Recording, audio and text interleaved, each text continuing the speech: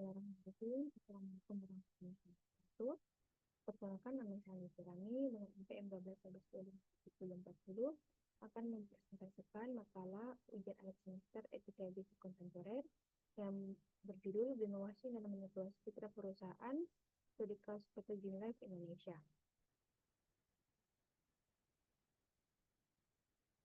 Sebagai pendahuluan, dalam beberapa dekade terakhir, kesadaran masyarakat terkait isu lingkungan semakin positif, di mana perubahan konsumsi yang kini mempertimbangkan keberlanjutan dan dampak lingkungan mendorong perusahaan untuk menciptakan produk yang ramah lingkungan.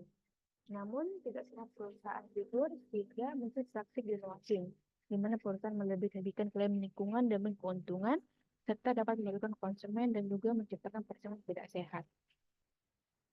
Adapun rumusan masalahnya, yang pertama bagaimana identifikasi pelanggaran etik yang dilakukan PT Greenlife, yang kedua bagaimana manipulasi citra perusahaan dan greenwashing oleh PT Greenlife berdasarkan analisis teori etika, yang ketiga siapa saja pihak yang terdampak dari perilaku greenwashing yang dilakukan PT Greenlife, yang keempat bagaimana analisis risiko jangka panjang dan jangka pendek dari kasus yang PT Greenlife, yang kelima bagaimana strategi perusahaan demi pemulihan reputasi perusahaan, yang keenam bagaimana susunan rekomendasi dan tata kelola bisnis yang beretika yang dapat dijalankan PT Greenlife. Untuk kasusnya sendiri, PT Greenlife Indonesia merupakan perusahaan produsen air minum dalam kemasan yang selama 5 tahun terakhir aktif mengkampanyekan slogan 100% ramah lingkungan. Perusahaan memperoleh citra positif melalui berbagai kegiatan CSR, penghijauan, serta promosi penggunaan kemasan yang klaim dapat didaur ulang. Namun, investigasi media menemukan bahwa lebih dari 80% limbah plastik perusahaan tidak pernah didaur ulang. Perusahaan masih menggunakan pemasok yang membuang limbah ke sungai, di mana laporan berkelanjutan hanya menampilkan data positif dan menyembunyikan data pencemaran. Setelah berita viral, saham perusahaan turun, konsumen melakukan boikot, investor mulai menarik investasinya, pemerintah melakukan investigasi, redaksi berpendapat bahwa tindakan tersebut masih dalam batas wajar. Pembahasan atau analisa kasus. Yang pertama, identifikasi pelanggaran etika bisnis. Ada greenwashing. Greenwashing adalah klaim terkait lingkungan yang menyesatkan, menciptakan ketidakjelasan, ketidakbenaran, ataupun kesia-siaan reputasi. Dalam kasus di atas, perusahaan melakukan penyiasatan kepada publik dengan mengepanjikan slogan 100% ramah lingkungan. Namun, pada kenyataannya 80% limbah plastik tidak didaur ulang. Tentunya ini membentuk manipulasi persepsi konsumen. Yang kedua, ketidakjujuran dan penipuan dalam etika bisnis merupakan tindakan yang sesat atau berbohong yang sengaja untuk memperdaya pihak lain. Dalam kasus di atas, menyembunyikan data pencemaran dan hanya menampilkan data positif dalam laporan berkelanjutan merupakan pelanggaran berat terhadap prinsip transparansi. Yang ketiga, kelalaian terhadap lingkungan merupakan kegagalan suatu individu, perusahaan, atau pemerintah dalam memenuhi standar perawatan lingkungan yang menimbulkan pencemaran ataupun kerusakan ekosistem. Dari kasus di atas, perusahaan tetap menggunakan pemasok yang membuang limbah ke sungai. Hal ini menunjukkan perusahaan secara tidak langsung mendukung perusakan ekosistem demi keuntungan finansial. Yang keempat, penyangkaan manajerial, di mana kasus di atas, argumen yang disampaikan oleh jajaran direksi terkait tindakan yang dilakukan merupakan strategi pemasaran yang masih dalam batas wajar. Hal ini menunjukkan tidak adanya etika, moral bisnis, dan pengabaian tanggung jawab sosial. Selanjutnya ada analisis teori etika berdasarkan stakeholder teori atau teori pemangku kepentingan, di mana teori ini menyebutkan ada 4 kelompok pemangku kepentingan yang dikemukakan oleh Prof. Hukum Harvard, Merrick Dodd, sejak tahun 1930, yakni pemegang saham, karyawan, pelanggan, dan masyarakat umum. Di mana teori ini menjadi penting karena menekankan bahwa keberhasilan organisasi tergantung pada kemampuan untuk memenuhi kebutuhan semua pemangku kepentingan. Pada kasus PT Greenlife sendiri, perusahaan telah mengkhianati stakeholder utama yaitu konsumen, yaitu dibohongi oleh klaim produk, kemudian masyarakat dan lingkungan dirugikan oleh limbah yang tidak dikelola. Yang ketiga, investor menghadapi risiko finansial akibat hilangnya nilai saham dan rusaknya reputasi. Selanjutnya ada triple bottom line, di mana teori etika ini merupakan pemikiran tentang bisnis yang berkelanjutan yang mengedepankan kelestarian alam planet sebagai sumber dari semua sumber daya, kesejahteraan masyarakat atau manusia, people, dan memperoleh label profit yang memadai untuk keberlangsungan hidup perusahaan. Pada PT Greenlife Indonesia, di mana dia hanya berfokus pada bagian profit saja. Perusahaan hanya berfokus pada keuntungan belaka, sedangkan untuk people dan planetnya itu diabaikan. Di mana people, perusahaan mengabaikan kepercayaan masyarakat dengan membohongi konsumen dan membangun citra positif palsu.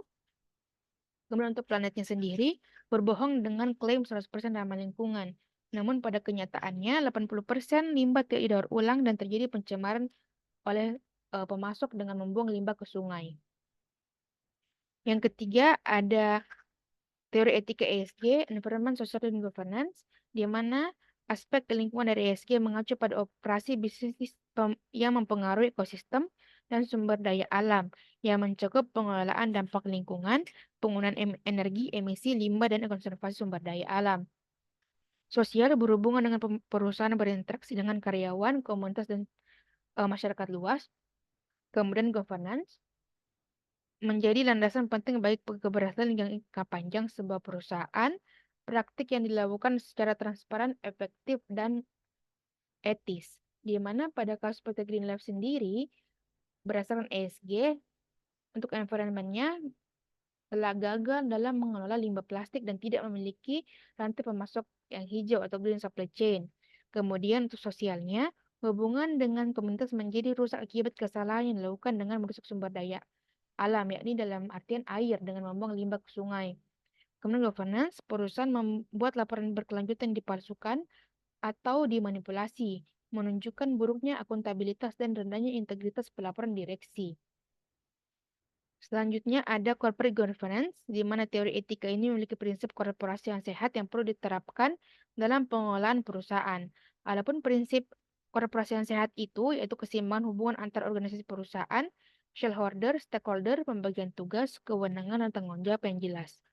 Prinsip umumnya yaitu perusahaan berupaya menerapkan 5 prinsip dasar, yakni transparansi, akuntabilitas, responsibilitas, independensi, dan kewajaran. Pada kasus PT Green Life Indonesia, telah melanggar prinsip utamanya itu transparansi, perusahaan memasukkan data laporan berkelanjutan, akuntabilitas di mana direksi menganggap kebohongan publik sebagai hal yang wajar, kemudian responsibilitas perusahaan tidak memiliki rasa tanggung jawab atas dampak lingkungan yang telah diperbuatnya. Adapun identifikasi pihak yang terdampak ada dua, secara internal dan eksternal. Secara internal, karyawan akan menghadapi ketidakstabilan dalam bekerja, menurunnya moral akibat bekerja di perusahaan tidak menjalankan etika. Kemudian pemegang saham. Tentunya pihak investor akan mengalami kerugian akibat penurunan saham. Kemudian manajemen. Manajemen harus siap dalam menghadapi tuntutan hukum dan kelanjutan reputasi perusahaan. Kemudian secara eksternal, konsumen akan dirugikan secara moral karena telah mendukung produk yang ternyata merusak lingkungan. Kemudian masyarakat sekitar, dampak yang ditimbulkan yakni penurunan kualitas hidup akibat tercemaran lingkungan oleh perusahaan lokal. Kemudian pemerintah, di mana pemerintah akan mengalokasikan sumber daya untuk melakukan investigasi dan penegakan hukum. Selanjutnya, analisis risiko jangka pendek dan jangka panjang. Untuk jangka pendek sendiri, ada penurunan omset yang drastis akibat boikot konsumen dan penarikan modal massal oleh investor. Kemudian perusahaan akan mendapat sanksi hukum atau denda dari pemerintah yang tentunya berpotensi menghasilkan denda finansial yang lebih besar dan pembekuan izin operasional perusahaan. Penurunan harga saham yang tajam menimbulkan kepanikan internal yang akan mengakibatkan pengunduran diri secara massal, tentunya perusahaan akan kehilangan talenta terbaiknya. Risiko jangka panjang, perusahaan akan bangkrut apabila konsumen terus melakukan boikot. Kemudian perusahaan akan kehilangan kepercayaan konsumen di mana merek atau nama yang telah dibangun akan hilang ataupun dicap sebagai perusahaan yang greenwashing selamanya. Selanjutnya, bila perusahaan tetap berjalan, maka perusahaan akan kesulitan dalam membangun kembali kepercayaan investor, di mana lembaga keuangan akan menerapkan ESG conscious yang menolak pemberian pinjaman atau investasi kepada perusahaan ini. Selanjutnya ada strategi pemulihan reputasi perusahaan. Menurut KOMS 2007, mengkategorikan menjadi 3 kelompok. Independen, di mana bencana alam di luar kendali perusahaan yang di mana perusahaan yang menjadi korban. Yang kedua, bergantung tetapi tidak disengaja, di mana faktor yang dipengaruhi perusahaan tetapi tidak dimaksudkan untuk menyebabkan atau tidak dapat diprediksi. Contohnya, kecelakaan akibat kegagalan teknis.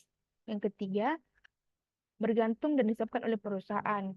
di mana disebabkan oleh tindakan perusahaan itu sendiri, termasuk kecelakaan dan cacat produk yang disebabkan oleh klien karyawan. Kemudian ada strategi lain yang perlu dilakukan oleh perusahaan tersebut, yang di mana harus beralih dari sikap defensif ke tindakan korektif. Yang pertama ada regret, yang kedua reform, dan restitution atau 3R.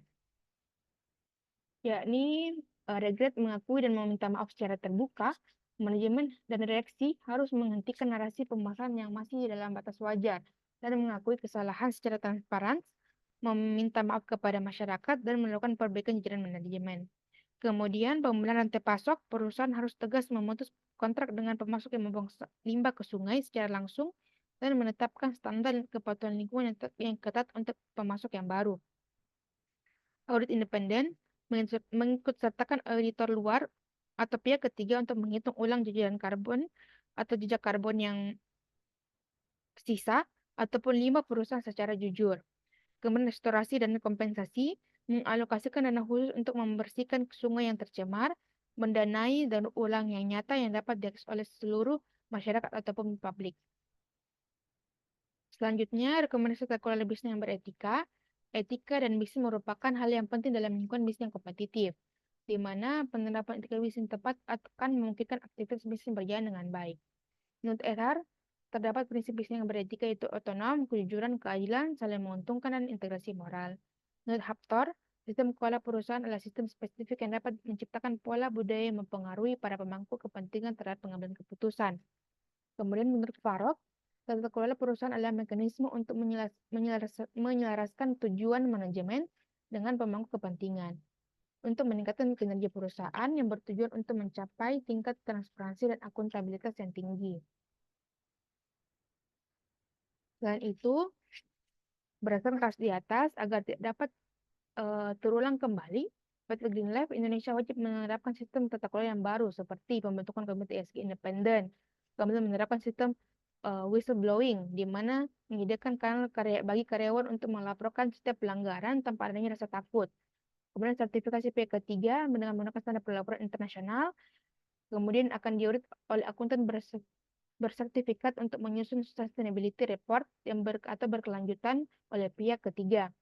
Kemudian budaya etika, di mana mengubah indikator utama manajemen, keberhasilan direksi tidak hanya diukur oleh profit atau volume penjualan, tapi dari pencapaian target ESG yang real dan terverifikasi. Sebagai kesimpulan, ada 3 poin dapat diambil dari kasus ini. Yang pertama, penyalahgunaan esensi bisnis berkelanjutan, di mana PT Green Leaf Indonesia melakukan praktik greenwashing dan manipulasi laporan berkelanjutan.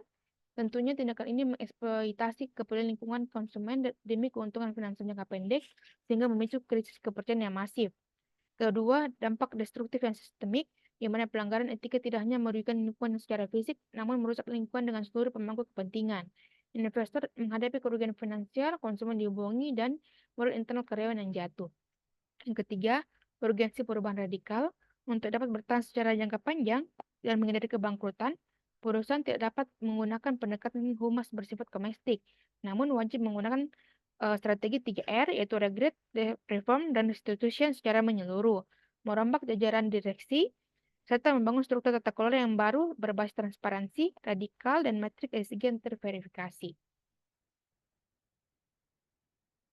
Sekian presentasi dari saya, kurang lebihnya mohon dimaafkan. Terima kasih. Assalamualaikum warahmatullahi wabarakatuh.